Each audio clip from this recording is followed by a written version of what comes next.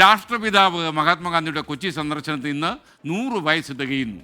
വൈക്കം സത്യാഗ്രഹത്തിൽ പങ്കെടുക്കാനായിരുന്നു ഗാന്ധിജി 1925 12 ദിവസം നീണ്ടുന്ന രണ്ടാമത്തെ കേരള സന്ദർശനം നടത്തിയത്. ഗാന്ധിജിയുടെ കൊച്ചി സന്ദർശനത്തിൻ്റെ 100-ാം കൊല്ലം ആഘോഷമാക്കാൻ ഒരുങ്ങുകയാണ് കേരളം.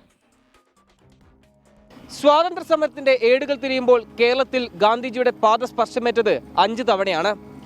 ഗാന്ധിജിയുടെ രണ്ടാമത്തെ കേരള സന്ദർശനം നടന്നത് 1925 മാർച്ച് 8-ന്. അതായത് കൃത്യം 100 വർഷം മുൻപാണ് ഗാന്ധിജി കൊച്ചിയിലെത്തിയത്. മഹാത്മാഗാന്ധിയുടെ കേരളത്തിലേക്കുള്ള രണ്ടാം വരവും കൊച്ചി സന്ദർശനവും ജാതി വിവേചനത്തിനെതിരെയുള്ള പോരാട്ടത്തിന്റെ കാലത്ത്.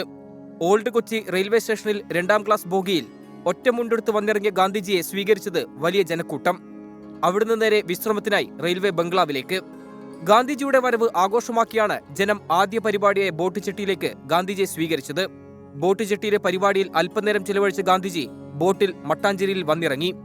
മട്ടാഞ്ചേരിയിലും ഫോർട്ട് കൊച്ചിയിലും വിവിധ സമ്മേളനങ്ങളിൽ ഗാന്ധിജി പങ്കെടുത്തു.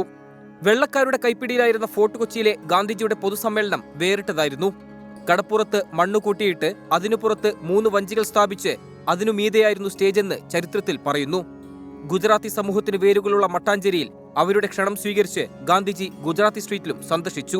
ഫോർട്ട് കൊച്ചിയിലെത്തിയ ഗാന്ധിജി മട്ടാഞ്ചേരി ഗുജറാത്തി സ്കൂളിന് സമീപത്തെ ഈ വീട്ടിലാണ് ഒരു രാത്രി താമസിച്ചത്. ഇന്നും ഗാന്ധിജിയുടെ ഓർമ്മകളിലാണ് കൊച്ചിയിലെ ഗുജറാത്തി സമൂഹം. ഗാന്ധിജിയുടെ ഹിന്ദി പ്രസംഗം അന്ന് മലയാളത്തിൽ തർജ്ജിമ ചെയ്ത ഗുജറാത്തി വംശജരായ മധുർദാസ് ആഷാറിന്റേതാണ് ഗാന്ധിജി താമസിച്ച വീട്.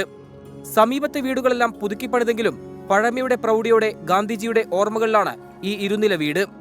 പിന്നീട് ഗാന്ധിജിയുടെ യാത്രയിൽ മധുർദാസും ഒപ്പം കൂടിയതോടെ കൊച്ചി സന്ദർശനം മറ്റൊരു സ്നേഹബന്ധത്തിനു കൂടി തുടക്കമായി. ഗാന്ധിജി മധുർദാസിന് കൈമാറിയ കത്തുകൾ കൊച്ചുമകൻ രാഹുലൻ ആഷർ മട്ടാഞ്ചേരിയിലെ വീട്ടിൽ അമൂല്യ ശേഖരമായി സൂക്ഷിച്ചിട്ടുണ്ട്.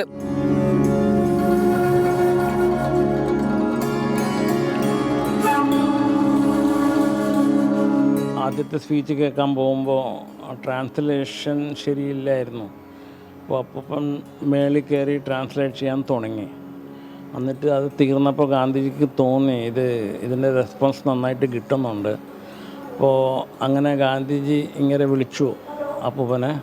അപ്പോൾ എൻ്റെ മൊത്തം കേരള യാത്രയിൽ നിങ്ങളും കൂടെ വരണമെന്നൊക്കെ പറഞ്ഞു. കൊച്ചി സന്ദർശനം പൂർത്തിയാക്കി മാർച്ച് 10-ന് ഗാന്ധിജി വൈക്കത്തേക്ക് തിരിച്ചു. കൊച്ചി സന്ദർശനത്തിന് ശേഷം പിന്നെയും 3 തവണ ഗാന്ധിജി കേരളത്തിലെത്തിയിട്ടുണ്ട്. പക്ഷേ കോൺഗ്രസ് അധ്യക്ഷനായിരിക്കെ രാഷ്ട്രീയ പ്രചാരകനായി നടത്തിയ ഈ സന്ദർശനമാണ് ചരിത്രത്തിൽ ഇടം നേടിയത്. ഫോർട്ട് കൊച്ചിയിൽ നിന്ന് സന്തോഷ് ചേകവർക്കൊപ്പം നിതിൻ അംബുജൻ, 24. എൻ്റെ ജീവിതമാണ് എൻ്റെ സന്ദേശമെന്നാണ് ഗാന്ധിജി നമ്മളെ പഠിപ്പിച്ചത്. ഈ 100-ാം കൊല്ലത്തിൽ നമ്മൾ പറയേണ്ടത് my life is my message. അതാണ് നമ്മൾ ചെയ്യുന്ന പ്രവൃത്തികളായിരിക്കണം നമ്മുടെ ജീവിതത്തിൽ നമ്മൾ കൊടുക്കുന്ന സന്ദേശം.